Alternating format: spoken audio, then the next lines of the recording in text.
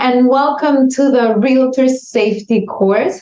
This is actually a great presentation because there's a lot of things that we do without really thinking, and then there are things that we don't really think about. And then you see this sort of information like, I should really pay a little more attention to some of this stuff.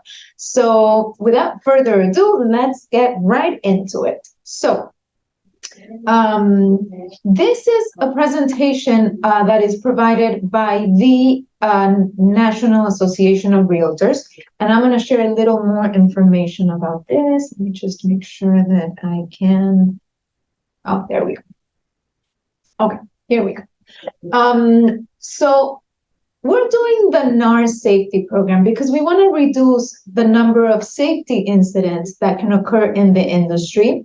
And the point to all of this safety course is that every realtor comes home safely at night. Okay, so you want to get more information, go to www.nar.realtor/safety, and you will find tons of information on that webpage.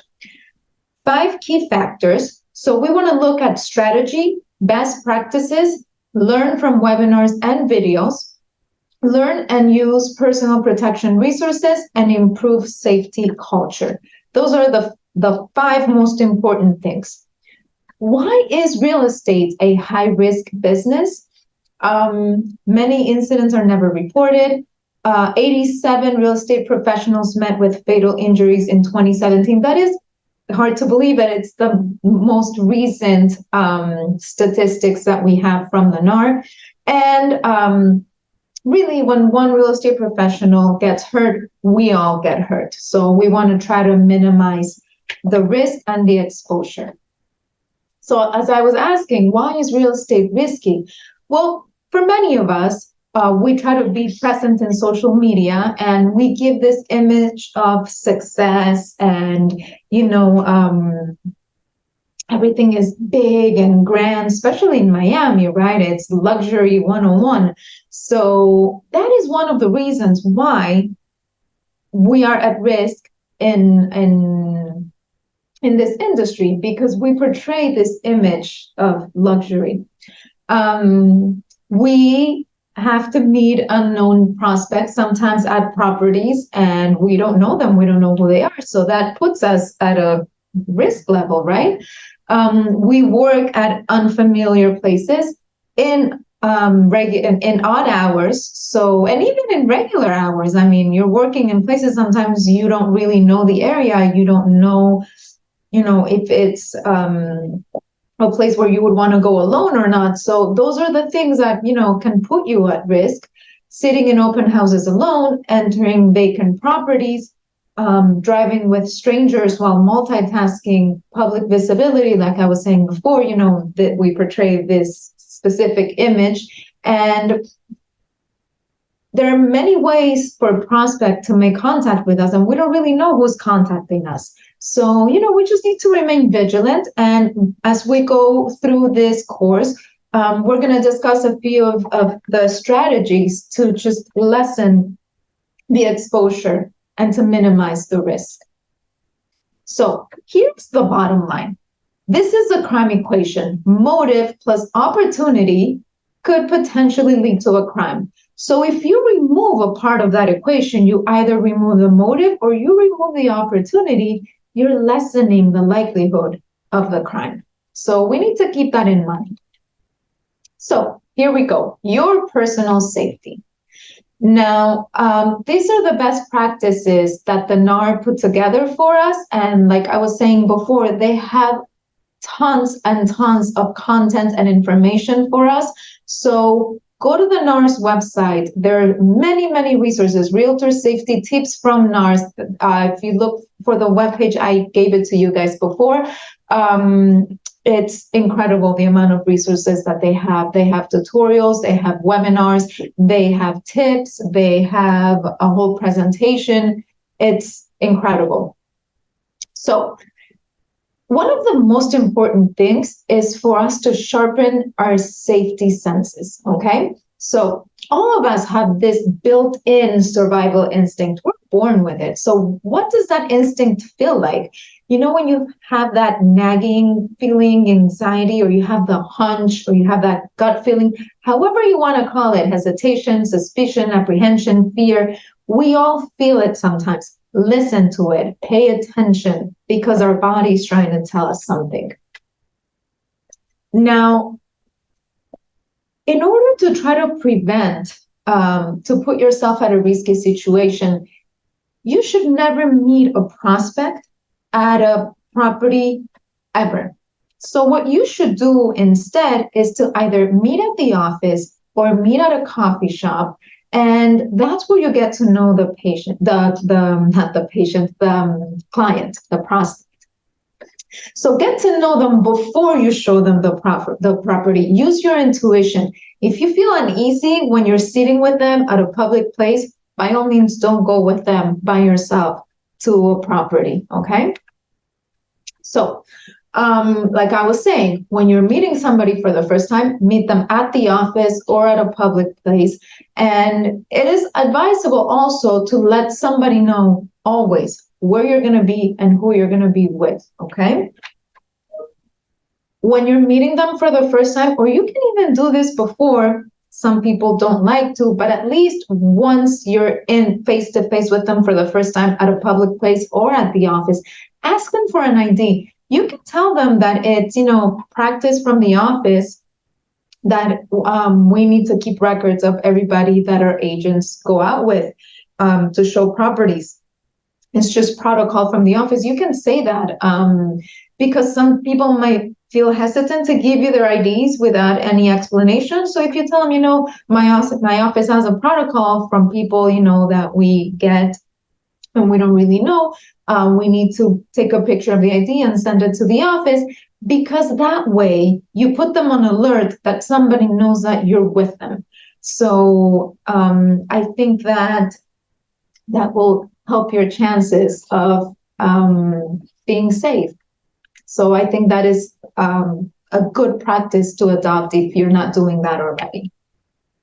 Now, when you're driving through a neighborhood and you don't really know the place, it's always advisable before you do a showing or before you do an open house, if you don't really know the area, get to know the area before meeting your customers there or before having the open house, because you never know if you need to get out of there quickly. So knowing the area, and even if you know it from before, but sometimes there might be street closures or, a detour or whatever it might be. And so if you've gone around the block, if you know how to get there quickly, it will always be to your benefit. So driving through the neighborhood prior to a private showing or an open house, and be on the lookout for safety concerns, including broken streetlights and abandoned properties. This will allow you to have a plan should a safety incident occur. All right? Now, always be aware of your surroundings. When you're meeting a client or arriving at a showing, never walk in an unfamiliar area while texting or while looking down.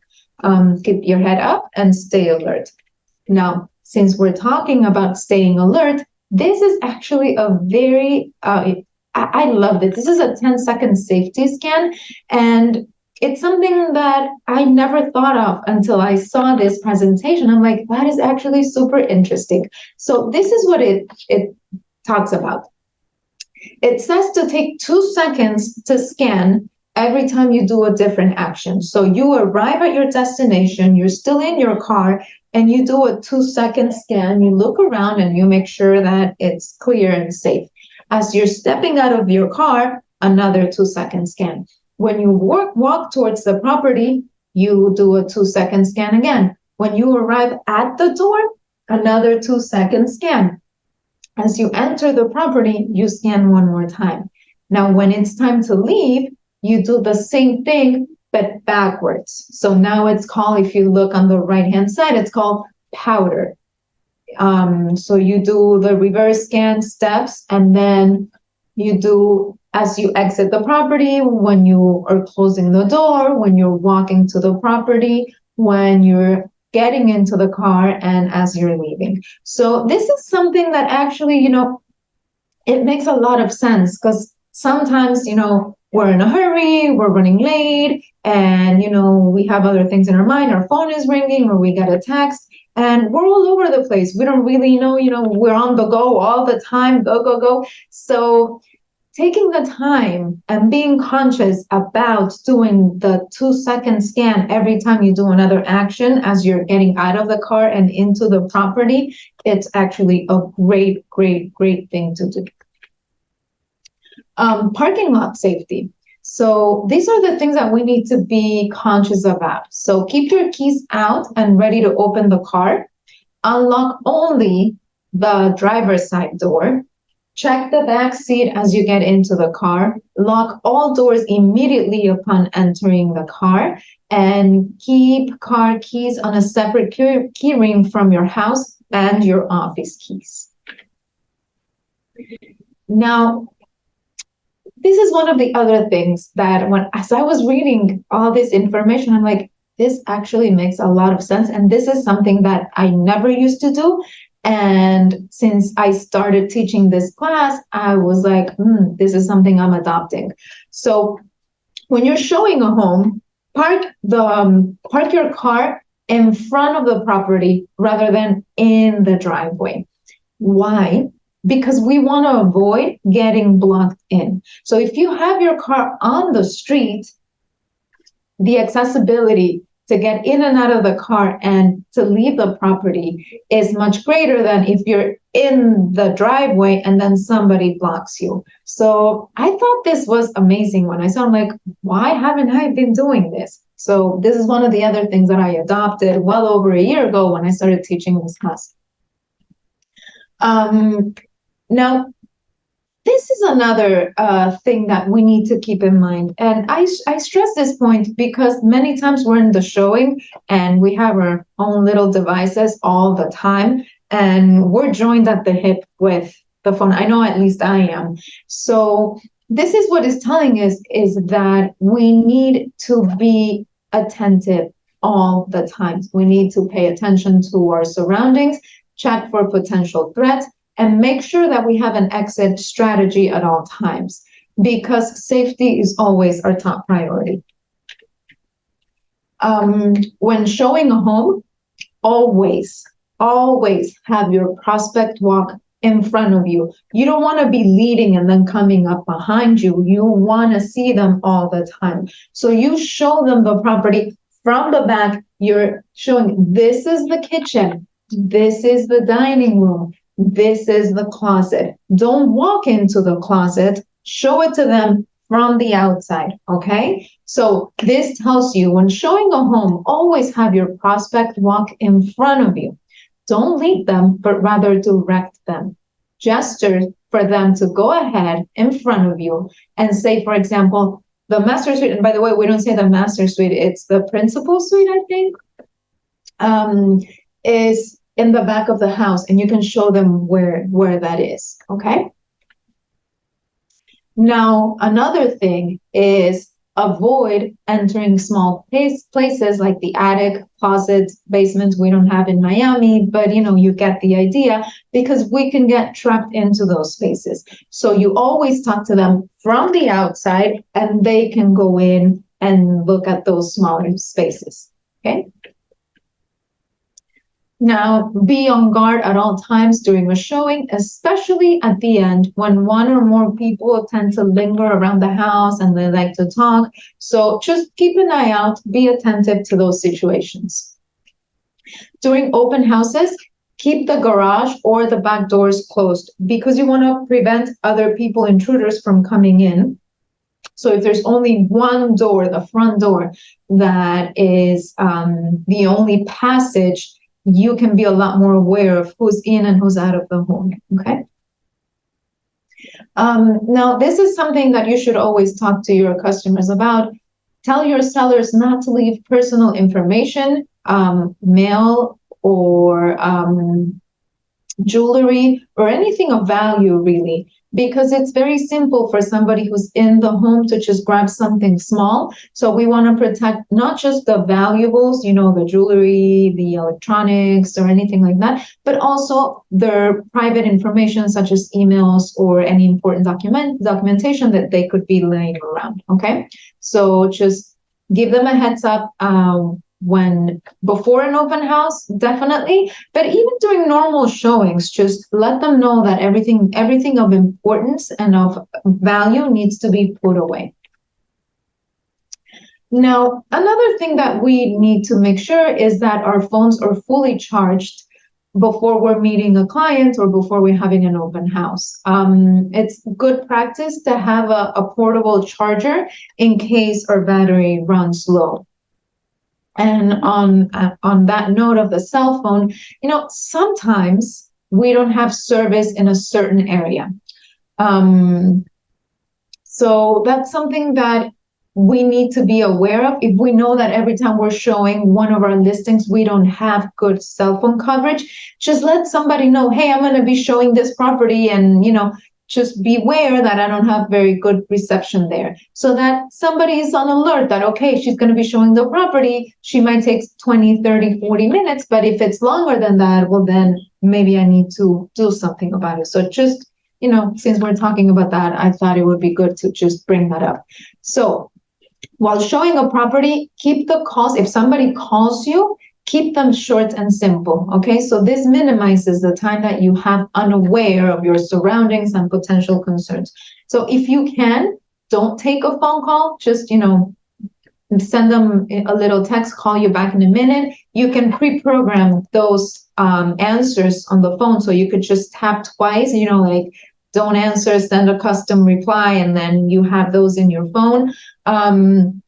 Or answer the phone and say, hey, I can't really talk. I'll call you in 10 minutes. I'm at a showing. Try not to be on the phone. Try not to answer or see text messages. And definitely try to be aware of your surroundings the whole time. Like I was saying, don't text. Sometimes your customers, your buyers will be at a showing and they like to talk and look at the property a few times and go around, which is great news, right? Because it shows some type of interest.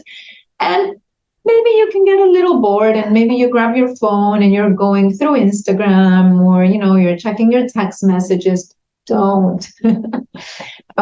Just be present in the moment, be alert, just, try to keep your phone away and leave it alone, and just be present at the showings or at the open house. Oh, this is what I was saying before. Check your cell phone strength and signal prior to every open house. Have emergency numbers programmed on speed dial. That's actually a great point. And not just emergency phone numbers, also, not just 911, I mean to say. You can also program like your the office number, or the somebody at the office's phone number, so you'll get direct accessibility to somebody or somebody else that might be meaningful in your life, and you have those numbers programmed, so if anything happens or you have any safety concerns, it's very easy for you to locate those phone numbers and just reach out for somebody to help. Like I was saying, program the safety numbers, roadside assistance, 911, to be prepared for any emergency. Now, here's another great tip. If you feel like you're being followed, do not go home. Just drive to a public place or a police station. Don't ever go home if you feel like you're being followed unless you're absolutely certain that you are no longer being followed, okay? Now, these are things that sometimes we don't really think about, and God forbid you're caught in those situations. Sometimes we don't really know how to react. This is why this type of courses are very important, because it just, it gives you that extra awareness. Okay, if I'm caught in this situation, now I know what I should do. So this is what you should do if you're ever in that situation. Don't go home. Go to a police station, go to a public place. Don't go home until you're absolutely certain that you're not being followed, okay? Now, like I was saying, our little phones, right? So Sometimes we tend to get distracted by these, right? But these are extremely helpful too. So these are our personal safety tools because they have GPS tracking. We, of course, the texting, alerts, and alarms. We can do photo sharing, surveillance, and call blockers. Okay, so these are great tools, and if we know how to use them well, so we just can't let them get us distracted in the situations where we need to remain alert, but having them close to us it's a great benefit. Now, this is the plan for safety strategy that the NAR put together for us. So always meet a new client at the office or in a neutral location like a coffee shop. Share your schedule with a colleague, an assistant, or a family member. Communicate safety concerns to others, such as for cell phone signal or any other concerns that you may have. Now, when you're with a new customer and you don't really know them, do not overshare about your personal life. People don't need to know where you live. And specifically, you can say, I live in Aventura, I live in Hollywood, but don't give them specifics. Don't tell them the building, and don't tell them which building you're living in. Don't tell them what street number you're living in. Don't tell them where your kids go to school. Don't tell them this is a Publix where I do my shopping. They don't need to know that. These are not your friends. You just met them. So be careful not to overshare about your personal life. Moving on. Do not host open houses alone. Having somebody with you is always best practice. Check your cell phone signal and battery before heading to an appointment, whether that is just to show a property or to hold an open house. Always direct customers to walk in front of you when touring a property. Do not lead them, and never go into attics, crawl spaces, garages, or even a closet where you can get trapped. Now, this is another realtor safety tip. And this one blows my mind because it says answering text while driving can be very tempting. I don't know about you, but I know that I do it. But here's the fact, they said, if you text and drive, you're 23 times more likely to have an accident. Put down the phone, send text after you've parked the car. Now, I know that when you see a text come in, you get I get anxious and I want to know what it says because we live in this reality where we need to get information now and we've become extremely impatient. At least I'm talking for myself. And waiting 5 minutes until we've parked our cars seems like an eternity. But when you read the statistics, 23 more times likely to get into an accident than if you just don't read your phone, you don't see it, you don't read your text, you just put it down and forget it's there. I don't know about you, but I think it's worth it. And I'm trying to make a conscious effort not to touch my phone while I'm driving. I don't think it's worth it, you guys. So I'll just leave that one with you. I think it's best practice just to leave it down, don't touch it, don't look at it, and wait until we park our cars. Driving safety. These are the things that we cannot do while driving. Be on the phone while on social media platform, like scrolling. Actively watching and or participating in a Zoom course. Filming or taking pictures for social media content. Texting, all multitasking. And here's another piece of information. The average time your eyes are off the road while texting is 5 seconds, which doesn't really seem like a lot, right? But listen to this. That is enough time to cover the length of a football field blindfolded. When I read that, that just blew my mind. I was, wow, that really hit it home for me because it's staggering that you can go through a football field blindfolded and the time that it takes you to just look down and then look back up at the road. So that coupled with the 23 times likely to get into an accident if you're texting and driving, well, yeah, that makes a lot of sense. So that's why, like I said, I try to put my phone down and, just be more present on the road. And the other things that we shouldn't do is eating, snacking, or drinking while we're driving. Okay? Now, these are the things that they propose that we do instead. Talking on the phone while hands-free. Now, most of the cars today, they have, you can connect your cell phone and just talk hands-free. We can do that. Now, instead of actively watching and participating on a Zoom, we can listen to the Zoom as if it were a podcast without looking at the phone, just hearing the Zoom. That is something we can do. The phone is down, but we can still not participate, but take advantage of the information provided on a Zoom while driving, because our phone is completely down. And instead of texting while driving, of course, text once you have parked your car. Okay? Now, auto safety. Number one, drive separately from your customers, or you be the driver. Okay. Number two, keep your car in top operating conditions. Number three, know where you're going. And number four, avoid aggressive drivers or road rage situations. Hello? What is happening? I think the slide is so important that my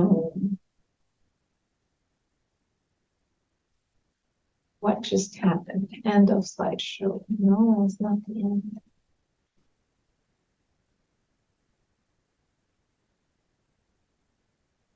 Okay, let's try this one more time. I am sorry, I'm having technical difficulties here. It's raining pretty hard out here, so maybe that has something to do with the let's go. I'm sorry, you guys. Almost there. All right, here we go. So, escape a situation. If you're ever feeling threatened, act decisively and escape. Don't apologize. Don't announce your intention. Just run away. And by the way, running away is as courageous as fighting back. Don't feel like you need to fight back. No, get away. Try to escape, okay? Now, should you take a self-defense course? Here are some benefits to it, okay? You can rehearse simulated.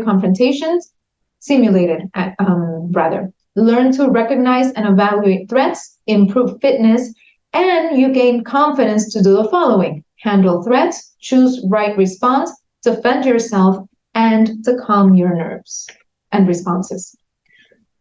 Now, when we talk about safety, we don't only talk about our personal safety. Now, we also talk about safety in phone calls, because there are a lot of scammers out there. So you can be tricked into a conversation by somebody that you don't know. And scammers, they feed off of your reactions, okay? So listen to your instinct. If you don't remember ever talking to this person, well, then you've probably never met them. Keep that in mind, okay? Because I know that as real estate agents, many times we put our phone numbers out there for the world to reach us, right? In social media, everything that we put out there is branded to us, and it has our phone number, and it has our full name. So people could just call and say, hey, I met you, blah, blah, blah. And then they try to feed off and get more information from you. And maybe they'll try to lure you to someplace. So just be vigilant. That's all there is. Another thing is that you should always use your office address when sending work-related mails, okay? Never share your home address with a client. Like we were saying before, don't overshare. They don't need to know where you live. Follow the same protocols for emails by using separate work and personal accounts. Social media usage has an impact on your safety as well. Carefully consider each time you share and be aware that all posts, and even if you've deleted posts, can be copied and saved. So I know a lot of people have one account for social media and they use it for private purposes and for their work purposes. So just be vigilant about what you're posting, and maybe you want to consider having one work social media separate from your personal social media so that you can share different content with different audiences. And the last thing I want to discuss with you is wire fraud safety. Like I was saying a few minutes ago, safety is not just your own personal safety, it's also social media safety, and it's wire fraud safety as well. Florida is the fraud capital of the country. Did you know that? In real estate, by the way. So do not share social security or personal information on the body of the email. Write wiring or banking instructions. You cannot write wiring or banking instructions in the body of the email, because people can get those and change the information. And when it gets to the recipient, the wiring instruction or the banking instruction or the social security information, they could grab it and change it. And then if your customer is sending a wire, it will not get to the proper destination. It will get to the scammers. So what do we do instead? You attach a PDF or you attach a picture of the wiring and banking instructions, okay? Don't ever send any personal information on the body of the email. Send it as a picture or as a PDF, okay? And always instruct your customers to call the title company to confirm wiring instructions before they make the transfer, okay? Now, I hope this safety course was useful for you. I hope that it helps, and just stay safe, you guys, okay? I'll catch you next time. Bye.